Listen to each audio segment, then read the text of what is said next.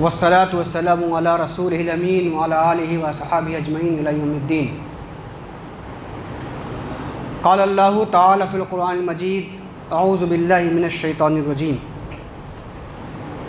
سبحان الذي أسرى بعبده ليلا من المسجد الحرام إلى المسجد الأقصى الذي باركنا حوله لنريه من آياتنا إنه هو السميع البصير. عن ذي الأصحاب قال: قلت يا رسول الله إن ابتلينا بعدك بالبقاء أين تأمرنا؟ قال: عليك ببيت المقدس فلعله أن ينشأ لك ذرية يغدون إلى ذلك المسجد ويروحون. صدق اللہ تعالی و صدق رسولہ صلی اللہ علیہ وسلم. قابل احترام حاضرین جمعہ، تمام تعریف و توصیف اللہ رب العزت کے لیے جو اس سارے جہان کا تنہا خالق، مالک، حاکم اور پروردگار ہے. بعدہ درود و سلام نازل ہوں سید المرسلین خاتم النبیین حضرت محمد مصطفیٰ صلی اللہ علیہ وسلم پر، جن کی وساطت اور جن کے ذریعے سے ہم کو دنیا کی سب سے بڑی نعمت یعنی اسلام کی نعمت حاصل ہوئی ہے. قابل احترام حاضرین، آج کے جمعہ میں میری گفتگو کا جو موضوع ہے وہ ہے مسئلہ فلسطین، یہود کا منصوبہ اور ہماری ذمہ داریاں. اس بات کا مجھے شدید احساس ہے کہ گزشتہ کئی جمعوں سے آپ نے اس عنوان پر کئی خطابات اور کئی قسم کی گفتگویں ضرور سماعت کی ہوں گی،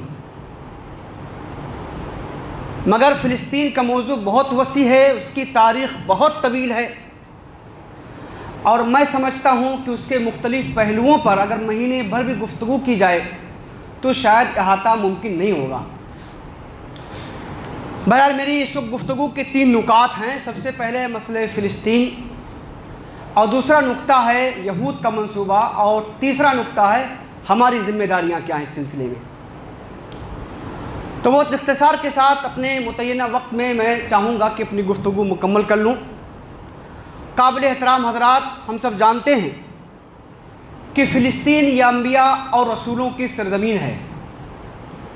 قرآن حکیم میں جن 25 رسولوں کا ذکر آیا ہے ان میں بیشتر کا تعلق اسی علاقے سے رہا ہے. ماضی میں فلسطین ملک شام کا ایک صوبہ ہوتا تھا. بیت المقدس وہاں واقع ہے، اس لیے اس کو ایک خاص شناخت اور پہچان ہر زمانے میں حاصل رہی ہے. مسلمانوں نے اس پورے علاقے کو اپنا دینی، علمی، فکری اور تہذیبی تاریخ کا ایک جز سمجھا ہے، اور تاریخ کے ہر حصے میں اہل اسلام نے اس سے اپنی وابستگی اور تعلق کا اظہار کیا ہے. فلسطین جب میں نام لوں تو آپ کو سمجھنا چاہیے کہ آج کا وہ تقسیم شدہ فلسطین نہیں ہے، بلکہ وہ غیر منقسم فلسطین ہے جس میں پورا علاقہ آتا تھا. بنی اسرائیل، جنہیں ہم یہود کے نام سے آج ہم جانتے ہیں، 1300 برس قبل مسیح وہاں آئے. قبل مسیح کا مطلب ہے حضرت عیسیٰ علیہ السلام کی پیدائش سے پہلے. حضرت عیسیٰ علیہ السلام کی پیدائش سے 1300 سال پہلے یہود وہاں پر آئے. یہود وہاں کے اصل باشندے نہیں تھے، بلکہ وہاں کے اصل باشندے اور وہاں کی اصل قومیں دوسری تھیں، جن کی تفصیلات خود بائبل میں موجود ہے. یہود وہاں آئے اور انہوں نے اس سرزمین پر وہاں کے اصل باشندوں کا قتل عام کر کے اس سرزمین پر قبضہ کیا. جس طرح تاریخ میں فرنگیوں نے یعنی انگریزوں نے ریڈ انڈینز کا قتل عام کر کے امریکہ پر قبضہ کیا تھا، تو ایسے ہی بنی اسرائیل نے کیا. ان کا دعویٰ یہ ہے کہ خدا نے یہ ملک ان کی میراث میں دے دیا ہے، اس لیے انہیں یہ حق پہنچتا ہے کہ اس کے اصل باشندوں کو وہاں سے بے دخل کر کے بلکہ ان کی نسلوں کو مٹا کر کے وہاں پر وہ قابض ہو جائیں. 8वीं सदी कबल मसीह में असीरिया ने फ़िलिस्तीन के शुमाली हिस्सा जिसको नॉर्थ फ़िलिस्तीन कहते हैं, असीरिया ने वहाँ पर हमला किया और काबिज हो गया और उसने यहूद को वहाँ से निकाल बाहर किया। वहाँ उसने दूसरी कौमों को ला के आबाद किया जो अरबी नस्ल कौमें थीं। इसी तरह 6ठी सदी कबल मसीह में बाबुल का एक बादशाह था बुख्ता नस्र, उसने फ़िलिस्तीन के साउथ इलाका जनूबी फ़िलिस्तीन पर हमला किया और वहाँ से इसराइलियों को बेदखल किया। बैतुल मुक़द्दस को उसने तबाह व बर्बाद कर दिया और हैकल सुलेमानी को बिल्कुल मुनहदिम कर दिया। आपको बहुत इख्तिसार के साथ बता दूँ, ये हैकल सुलेमानी 10वीं सदी कबल मसीह में हज़रत दाऊद अलैहिस्सलाम ने इसकी तामीर की थी और ये एक इबादत गाह थी। हज़रत दाऊद अलैहिस्सलाम एक नबी थे, रसूल थे, तो नबूवत और बादशाहत का मनसब मिलने के बाद हज़रत दाऊद अलैहिस्सलाम ने इस हैकल की, इस इबादत गाह की तामीर की थी, जिसको आज तारीख़ में टेम्पल ऑफ सोलोमन कहा जाता है। हालांकि वो इबादत गाह थी।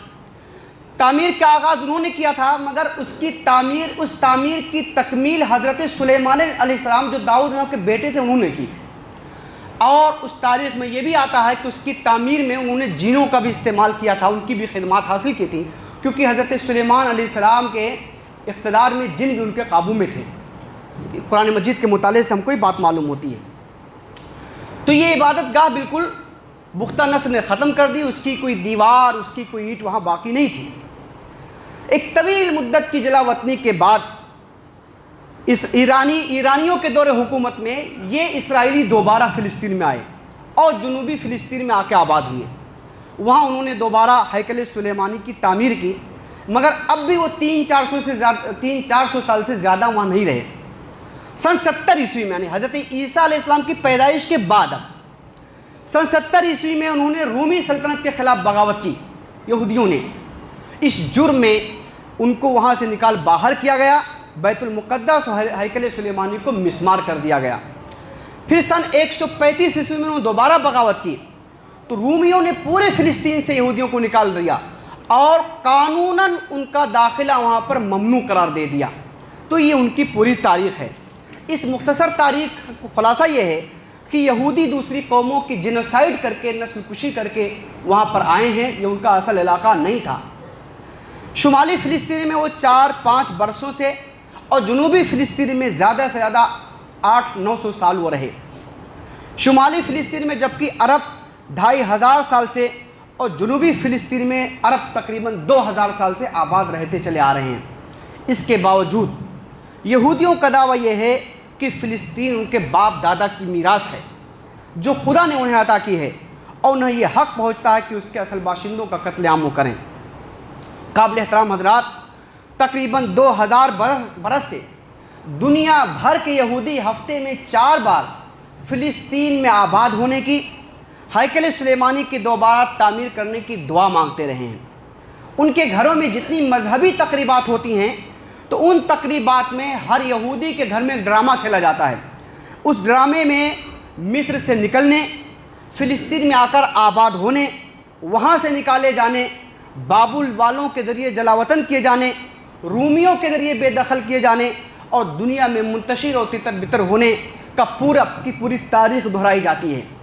इस तरह 2000 सालों से यहूदियों के बच्चे के दिमाग में बात बिठाई जा रही है कि फ़िलिस्तीन तुम्हारा है, तुम्हें वापस लेना है, दोबारा उसको हासिल करना है, तुम्हारा मकसद ज़िंदगी बैतुल मुक़द्दस में हैकल सुलेमान की तामीर करना है।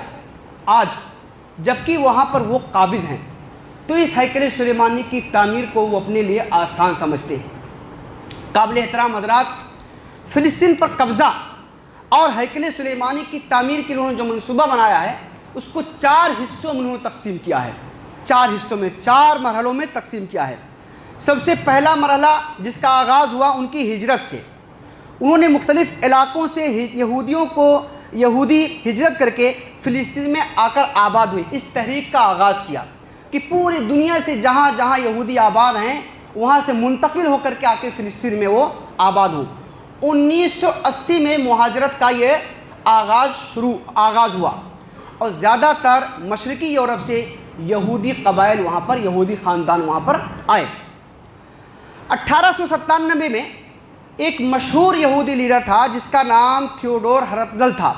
اس نے زائونسٹ مومنٹ کی بنیاد ڈالی، صہیونی تحریک بنائی. اس مومنٹ کا خاص مقصد یہ تھا کہ فلسطین پر دوبارہ قبضہ کیا جائے اور ہیکل سلیمانی کو تعمیر کیا جائے. یہودی سرمایہ داروں نے آنے والے خاندانوں کی مالی مدد کی، فائنانس کیا، زبردست فائنانس کیا، تاکہ وہاں پر وہ زمینیں خرید سکیں اور منظم ہو کر کے اپنی بستیاں وہاں پر وہ بسا سکیں. 1901 عیسوی میں یہی یہودی لیڈر تھیوڈور ہرتزل نے عثمانی خلیفہ سلطان عبدالحمید کو ایک خط لکھا، اور اس خط میں اس نے لکھا کہ اگر آپ فلسطین کو یہودیوں کا قومی وطن بنانے کی اجازت دیں تو ترکی سلطنت کے جتنے بھی قرض ہیں وہ سارے ہم ادا کرنے کے لیے تیار ہیں، وہ یہودی ادا کر دیں گے. آپ کو میں بتا دوں کہ حضور اکرم صلی اللہ علیہ وسلم کی وصال کے بعد خلافت راشدہ کا دور شروع ہوا. حضرت ابوبکر صدیق، حضرت عمر فاروق، حضرت عثمان غنی اور حضرت علی رضی اللہ تعالیٰ عنہ. اور اس کے بعد وہ خلافت ہوتے ہوتے 1924 تک دنیا میں وہ خلافت قائم رہی. کسی نہ کسی شکل میں دنیا میں 1924 تک خلافت قائم رہی. اس خلافت کو ختم ہوئے ابھی 100 سال بھی نہیں ہوئے ہیں، 1 سال کم از کم باقی ہے. تو وہ خلافت 1924 تک قائم رہی. تو 1901 میں اس یہودی نے خط لکھا کہ آپ فلسطین کو ہمارا قومی وطن بنانے کی اجازت دیں. اس خط پر خلیفہ عثمانی نے تھوک دیا اور کہا تمہاری ساری دولت پر میں تھوکتا ہوں. میرے رہتے ہوئے اور خلافت عثمانیہ کے رہتے ہوئے یہ ممکن نہیں ہے کہ فلسطین کو تمہارے حوالے کیا جائے. اس پر اس یہودی لیڈر نے خلیفہ کو زبردست دھمکی دی اور اس نے اپنی تیاری شروع کر دی. وہاں سے اس نے خلافت عثمانی کے خلاف سازش شروع کی، اور 7 سالوں میں اس نے اس سطح کی سازش کر لی کہ 1908 عیسوی میں خلیفہ کو معزول ہونے کا باقاعدہ لیٹر بھیجا، معزول کر دیا خلیفہ کو. قابل احترام حضرات، اس کے ساتھ ساتھ جو خلافت عثمانی تھی، ترکی جو تھی، اس کا بھی انہوں نے ٹکڑے ٹکڑے کرنے کی سازش کی. ترکیوں میں ترکش نیشنلزم اور عربوں میں عربک نیشنلزم، عربی قوم پرستی کا جذبہ ابھارا اور خوب ہوا دی. عربوں کو کہا آپ ترکی کے غلام ہیں، آپ کو آزاد ہونا چاہیے، آپ کا الگ اقتدار ہونا چاہیے. چنانچہ پہلے جنگ عظیم 1914 میں ترک اور عرب ایک صف میں ہونے کے بجائے آمنے سامنے ہو گئے اور ایک دوسرے کے خون کے پیاسے ہو گئے. اس طرح کی انہوں نے زبردست تحریک کی اور تیاری کی. 1914 میں پہلی جنگ عظیم ہوئی تو یہودیوں نے سب سے پہلے جرمنی سے معاملہ کرنا چاہا.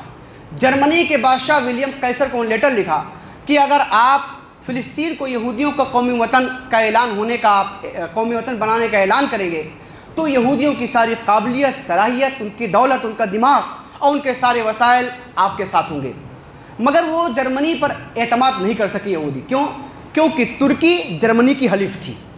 اس موقع سے انگریزوں کا ایک لیڈر تھا، انگریزوں کا، جس کا نام ڈاکٹر وائز مین تھا، وہ آگے بڑھا اور اس نے حکومت برطانیہ سے گفتگو شروع کی اور حکومت برطانیہ کے سامنے یہ پیشکش کی جو جرمنی کے سامنے وہ کر چکے تھے. چنانچہ 1917 میں حکومت برطانیہ نے ان کو ایک ڈکلیریشن دیا جس کا نام ڈکلیریشن بلافور ہے. اس کی بڑی تفصیل اس وقت نہیں کہ میں آپ کو بتاؤں جو ہے. قابل احترام حضرات، یہ ڈکلیریشن انگریزوں کی بددیانتی، انگریزوں کی غداری اور انگریزوں کی عیاری اور مکاری کا اس دنیا میں شاہکار ہے. جب تک انگریز اس زمین پر ہیں اپنے ماتھے سے اس کلنک کو نہیں مٹا سکیں گے. ایک طرف تو وہ عربوں سے وعدہ کر رہے تھے کہ جنگ کے بعد تمہارا ہم خود مختار تمہاری ریاست ہم بنائیں گے، اور اسی امید پر سعودی عرب جسے آج ہم بولتے ہیں، اس وقت جو ہے وہ عرب تھا کہا جا رہا تھا، اور وہاں پر ایک بادشاہ جس کو شریف مکہ بولتے تھے، اس نے باقاعدہ یہ وعدہ کیا تھا کہ ہم آپ کے ساتھ ہیں. اور اس کے ساتھ ہو کر کے اس نے بہت سارے علاقے، شام، عراق، اس پر جو ہے قبضہ کرا دیا تھا انگلستان کا. اور وہی انگریز دوسری طرف یہودیوں سے وعدہ کر رہے تھے کہ اگر تم جنگ میں ہمارے ساتھ رہے، ہم یہ جنگ جیت گئے تو فلسطین کو تمہارا قومی وطن بنا دیں. عربوں سے دوسرا وعدہ اور یہودیوں سے دوسرا وعدہ. بہرحال 1917 میں یہ ڈکلیریشن ہوا اور یہودی اس کو حاصل کرنے میں کامیاب ہو گئے. 1880 سے لے کر 1917 تک 37 سال میں انہوں نے اپنے منصوبے کا پہلا مرحلہ مکمل کیا. اس کے بعد 1917 سے ان کے منصوبے کے دوسرے مرحلے کا آغاز ہوتا ہے. 1917 में हम सब जानते हैं उस वक्त मजलिस अक़वाम बन चुकी थी। 1922 में, जिसको हम मजलिस अक़वाम को लीग ऑफ नेशन भी बोलते हैं, 1922 में मजलिस अक़वाम ने फ़िलिस्तीन को बरतानिया के हवाले कर दिया, उसके इंतज़ाम में दे दिया। उसको मैंडेट का लफ्ज़ बोलते हैं तारीख़ में। मैंडेट का मतलब यह है कि कोई मुल्क बराह रास्त किसी इलाके पर हुकूमत नहीं कर रहा है, बल्कि किसी पावरफुल इक़्तिदार ने उसको ये अख्तियार दिया वो हुकूमत करे। वो चुनांचे फ़िलिस्तीन को बरतानिया के मैंडेट में दे दिया लीग ऑफ नेशन ने, क्योंकि लीग ऑफ नेशन पावरफुल था। और मैंडेट में देने के बाद लीग ऑफ नेशन ने हिदायत भी दी कि फ़िलिस्तीन को यहूदियों का कौमी वतन बनाए जाने की हर तरह की सहूलत फराहम की जाए, और ये भी कहा कि हुकूमत के असल कामकाज में इनको शरीक किया जाए। जबकि वहाँ के जो असल बाशिंदे थे अरब, उनके मुतालिक किसी सियासी विज़न कोई सियासी विज़न नहीं रखा गया, और सियासत में उनको शरीक नहीं किया गया। जबकि यहूदी वहाँ थोड़े से थे, उनको बाकायदा ये कहा गया कि साहब हुकूमत में इनको शरीक किया जाए और उनके मशवरे से मुल्क का नज़्म व नस्क चलाया जाए, इनको सियासत में शरीक किया जाए। काबिल एहतराम हज़रात में बता दूँ कि उस वक्त जो मरदमशुमारी हुई थी, उस वक्त फ़िलिस्तीन में जो अरब थे 6,60,641 थे। ईसाई अरब जो थे 71,464 थे, और यहूदी जो थे वो 82,790 थे। मेजॉरिटी अरबों की थी, अक्सरियत अरबों की थी। उसके बावजूद सियासत में अरबों को शरीक नहीं किया गया, सियासी अमल में अरबों को शरीक नहीं किया गया। फिर ऐसे ऐसे कवानीन बनाए गए जिससे बाहर के यहूदियों को फ़िलिस्तीन में ज़मीन ख़रीदना और हासिल करना आसान हो जाए, और अरबों पर भारी टैक्स लगाए गए।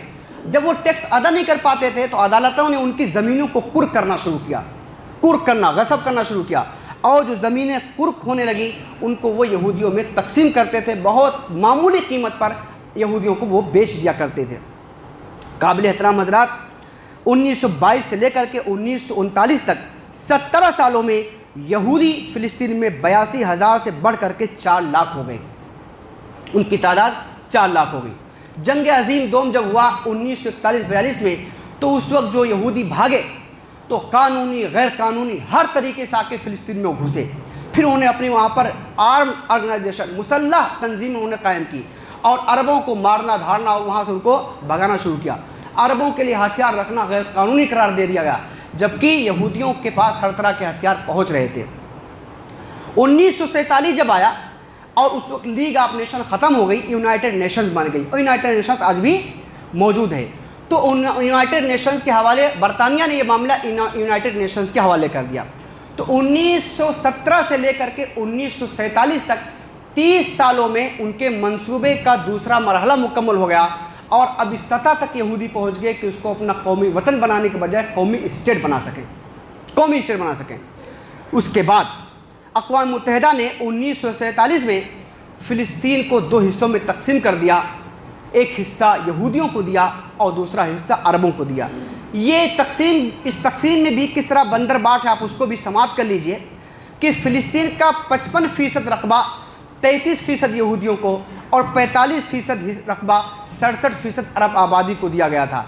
जबकि उस वक्त जो यहूदी थे उनके हिस्से में सिर्फ 6% फ़िलिस्तीन का इलाका था, सिर्फ 6%, मगर बढ़ा करके 45% कर दिया गया।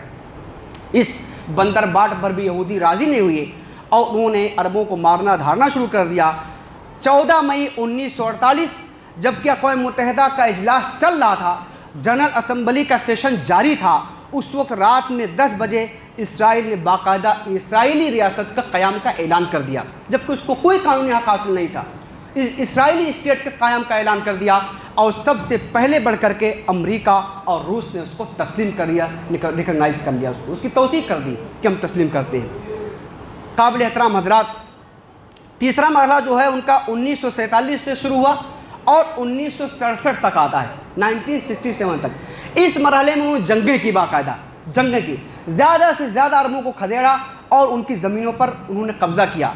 चुनांचे आप देख लीजिए, 1948 में इसराइली रियासत का रकबा 7,993 मुरब्बा मील था, मगर 1967 में 27,000 मुरब्बा मील का इसमें उन्होंने इजाफा कर लिया। 14 और 15 लाख अरब ग़ुलाम हो गए। काबिल एहतराम हज़रात, इस वक्त हम और आप اور دنیا اسلام یہودیوں کے جو گھڑی صحیح ہے کیا جی اس وقت ان کے چوتھے مرحلے سے ہم کو اور آپ کو سابقہ پیش ہے قابل احترام حضرات. اس کا چوتھا ان کا منصوبہ اب یہ ہے کہ مسجد اقصی پر قبضہ کیا جائے, قبہ صخرہ پر قبضہ کیا جائے, ان کو منہدم کر کے دوبارہ ہیکل سلیمانی کی تعمیر کی جائے. اور ان کا دوسرا جز ہے منصوبے کا یہ کہ اس پورے علاقے پر قبضہ کیا جائے, جسے وہ میراث کا ملک سمجھتے ہیں. میراث کا ملک کیا ہے, انہوں نے تفصیلی نقشہ شائع کیا ہے, اس نقشے کو آپ دیکھ لیجئے. اس نقشے میں دریائے نیل تک مصر, پورا اردن, پورا شام, پورا لبنان, عراق کا بڑا حصہ, ترکی کا جنوبی علاقہ اور جگر تھام کے سنیے آپ مدینہ منورہ تک حجاز کا پورا علاقہ شامل ہے. یہ بہت تفصیلی نقشہ ہے جہاں تک ان کو قابض ہونا ہے. اسرائیل نے اپنے پارلیمنٹ کی پیشانی پر لکھ رکھا ہے, اے اسرائیل تیری سرحدیں نیل سے فرات تک ہیں. میں سمجھتا ہوں دنیا کے کسی ملک نے اس طرح کھلم کھلا جارحیت کا, تشدد کا اور دوسرے ملکوں پر قبضے کا اعلان نہیں کیا ہے جس طرح اسرائیل نے اپنے ملک کے اپنے پارلیمنٹ کی پیشانی پر لکھ دیا ہے. تو یہ پورا نقشہ ہے. قابل احترام حضرات, اب میں اپنی گفتگو کے بالکل آخری نقطے یعنی ہماری ذمہ داریاں کیا بنتی ہیں بہت تیزی کے ساتھ میں اس پر تھوڑی سی روشنی ڈالتا ہوں. سب سے پہلی بات ہے ہماری اور آپ کی ذمہ داری یہ ہے احساس زیاں. مسجد اقصی اور فلسطین پر یہود کا قبضہ غاصبانہ ہے, ناجائز ہے. یہ مسلمانوں کا علاقہ تھا, یہ ہماری سرزمین ہے, ہماری تاریخ کا حصہ ہے. یہ احساس ہمارے دل و دماغ میں زندہ رہے, یہ احساس ختم نہ ہونے پائے. قابل احترام حضرات, علامہ اقبال نے کہا تھا وائے ناکامی متائے کارواں جاتا رہا اور کارواں کے دل سے احساس زیاں جاتا رہا. کارواں لٹ جائے, یہ لٹ جانا بھی عظیم حادثہ ہے, مگر اس سے عظیم حادثہ یہ ہے کہ کارواں کے لٹ جانے کا احساس ختم ہو جائے, افسوس ختم ہو جائے, یہ تاریخ ہم بھلا دیں کہ ہمارا کارواں لٹ گیا ہے, یہ احساس ختم ہو جائے. تو سب سے پہلی بات ہے کہ احساس ہمارے دل و دماغ میں زندہ رہے کہ علاقہ مسلمانوں کا ہے, ہماری اسلامی تاریخ اس سے وابستہ ہے, یہود اس پر ناجائز اور غاصبانہ طور پر قابض ہیں. دوسری ذمہ داری یہ ہے کہ فلسطین ساری امت کا مسئلہ ہے. فلسطین صرف فلسطینیوں کا مسئلہ نہیں ہے, فلسطین صرف عربوں کا مسئلہ نہیں ہے, فلسطین کوئی علاقائی مسئلہ نہیں ہے, فلسطین کوئی جغرافیائی مسئلہ نہیں ہے, فلسطین کوئی سیاسی مسئلہ نہیں ہے, بلکہ فلسطین یہ ہم سب کا مسئلہ ہے. فلسطین سارے ممبرہ کا مسئلہ ہے, فلسطین اس مسجد میں بیٹھے ہوئے ہر فرد اور ہر شخص کا مسئلہ ہے. ہم سب کا مسئلہ ہے فلسطین, اور اسے ہمیں اپنے تعلق کا اظہار کرنا چاہیے. قابل احترام حضرات, یہ وہ سرزمین ہے جس سے ہمارا تعلق اتنا ہی مضبوط اور مستحکم ہے جتنا کسی عرب کا ہو سکتا ہے, جتنا کسی فلسطینی کا ہو سکتا ہے. تو دوسری یہ بات جس کو ہمیں اپنے ذہن و دماغ میں تازہ رکھنا ہے. تیسری بات یہ کہ امت مسلمہ جسد واحد ہے. اللہ کے رسول نے فرمایا یہ پوری امت ایک جسم کی مانند ہے. تو اس کا مطلب یہ ہے کہ اس دنیا کے کسی بھی خطے پر اگر مسلمانوں پر ظلم ہو رہا ہے, ستم ہو رہا ہے, مارے جا رہے ہیں, قتل کیے جا رہے ہیں, ستائے جا رہے ہیں, تو ان کی اس درد کو, ان کی اس تکلیف کو, ان کی آزمائش کا احساس ہمیں اپنے دلوں میں, ہمارے دلوں میں ہونا چاہیے. قابل احترام حضرات, ہم سب جانتے ہیں کہ تقریباً 40 سال سے زیادہ دن ہو گئے ہیں, 10,000 سے زیادہ فلسطینی شہید کیے جا چکے ہیں, 10,000 سے زیادہ, جن میں زیادہ تعداد بچوں کی ہے اور عورتوں کی ہے. تو ان کے درد کو, ان کی تکلیف کو, ان کی اس آزمائش کو ہم محسوس کریں, جن کیفیات سے گزر رہے ہیں اس کو ہم محسوس کریں. قابل احترام حضرات, اس فلسطینی خاتون کے درد کو ہم محسوس کریں جس کے یہاں 8 سالوں کے بعد ایک بچہ پیدا ہوتا ہے اور اسرائیلی بم میں وہ شہید ہو جاتا ہے. آپ اس درد کو محسوس کیجئے, آپ اس بچی کے درد کو محسوس کیجئے جس کو ایک ملبے سے نکالا گیا. نکالنے کے بعد اس نے فون نکالنے والے سے پوچھا انکل کیا مجھے قبرستان اب لے کے جا رہے ہیں. آپ اس سارے درد کو محسوس کیجئے, یہ بہت اہم واقعات ہیں. قابل احترام حضرات, ہماری 5ویں ذمہ داری یہ ہے کہ اسرائیل کے جرائم سے دنیا کو واقف کرائیں. اسرائیل کے جو جرائم ہیں صرف مسلمانوں کے خلاف نہیں ہیں بلکہ انسانیت کے خلاف ہیں, انسانیت کے خلاف ہیں. اسپتالوں پر بم برسانا, اسکولوں پر بم برسانا, عام آبادیوں کو مارنا, تہس نہس کرنا, اور ریفیوجی کیمپ جو ہیں, پناہ گزین کیمپ جو ہیں وہاں پر بم برسانا, زندگی کے بنیادی وسائل سے ان کو محروم کر دینا, پانی, دوا, علاج, خوراک سے ان کو محروم کر دینا, یہ صرف مسلمانوں کے خلاف جرائم نہیں بلکہ انسانیت کے خلاف جرائم ہیں. تو ان کے جرائم سے آپ دنیا کو واقف کرائیے. और पाँचवीं बात यह है कि हम एक ऐसे मुल्क में रहते हैं जो एक जमहूरी मुल्क है, जहाँ पर एक आईन है, जहाँ पर एक दस्तूर है, जहाँ पर एक कानून है। तो इस दस्तूर, इस आईन और कानून के दायरे में रहते हुए जमहूरी और पुरअमन अंदाज में अपने एहसासात, अपने एहतजाजात, अपनी बात, अपने ख्यालात मुल्क के सरबराहों तक हमें ज़रूर पहुँचाना चाहिए। यह हमारा आईनी हक़ है, यह हमारा दस्तूरी हक़ है, मगर जमहूरी अंदाज में और पुरअमन अंदाज में। छठी बात यह है तारीख़ से वाक़फ़ियत। हम सब जानते हैं हिस्ट्री, तारीख़ इंसानों के माशरे की तामीर और तरक्की में तारीख़ का गैर मामूली रोल रहा है।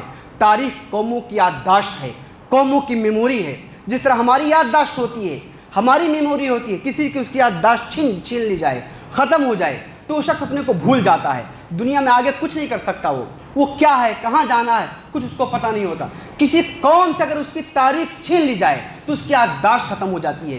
तारीख़ी से कौमें अपने माजी से वाबस्ता होती हैं और हाल और मुस्तकबिल के लिए लाहे अमल तैयार करती हैं। मैं अफसोस के साथ कहूँगा कि तारीख़ की तदरीस का वह एहतमाम आज हमारे मदरसों में भी नहीं है जो होना चाहिए। तारीख़ को हम एक ज़रूरी सब्जेक्ट मजमून समझते हैं, तो तारीख़ जानना हमारे लिए बहुत ज़रूरी है। तारीख़ से वाबस्तगी हमारे लिए इंतहाई ज़रूरी है। काबिल एहतराम हज़रात, इस वक्त ज़रूरी है कि हम अपने बच्चों को फ़िलिस्तीन की तारीख़ से आगाह करें, मस्जिद अक्सा की तारीख़ से आगाह करें और इस्लाम के शानदार माजी की तारीख़ से अपने बच्चों को आगाह करें, ताकि ताबनाक मुस्तकबिल की हम और आप तामीर कर सकें। आखिरी बात मैं कहूँगा, दुआ ये मोमिन का हथियार है, और ये वो हथियार है जिसके आगे बड़े से बड़े हथियार भी नाकाम और फेल हो जाते हैं। ये अल्लाह ने हथियार मोमिन के हाथों में दिया है। हम अपने इन मजलूम फ़िलिस्तीनी भाइयों के लिए कम से कम हाथ उठा करके, अपने रब के हुजूर गिड़गिड़ा करके, अपने आंखों में आंसू ला करके दिल सोजी के साथ दुआएं तो मांग सकते हैं, ताकि हमारा रब उनकी नुसरत फरमाए, उनकी मदद फरमाए, मजलूमीन को अल्लाह ताला फतह अता फरमाए, और जो जालिम हैं अल्लाह ताला उनको उनके कैफर की रज़ा तक पहुँचाए। अल्लाह ताला से दुआ है कि अल्लाह ताला सारी उम्मत मुस्लिमा की हिफाजत फरमाए। व आखिर दावाना अल्हम्दुलिल्लाहि रब्बिल आलमीन। जज़ाकुमुल्लाहु खैरा। हो गए 30 मिनट ना।